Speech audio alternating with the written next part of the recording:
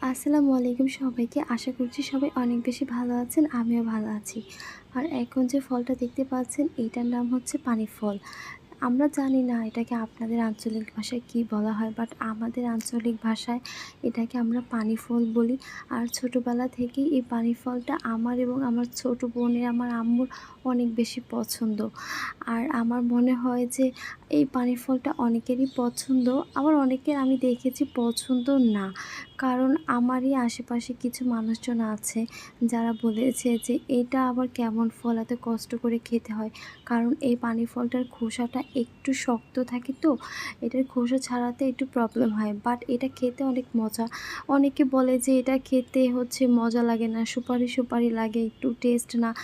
এক একজনের টেস্ট বাদ এক এক রকম। আমাদের কাছে তো ভালো লাগে। আর এই ফলটা কোনোটা মিষ্টি হয়, কোনোটা একটু পানসে হয়, বাট আমাদের কাছে খেতে অনেক বেশি ভালো লাগে। আপনাদের কাছে এই ফলটা খেতে কেমন লাগে অবশ্যই কমেন্ট করে জানিয়ে যাবেন, এবং কী নামে ডাকেন এই ফলটাকে তাও বলে যাবেন। ভালো থাকবেন সবাই। আসসালামু আলাইকুম।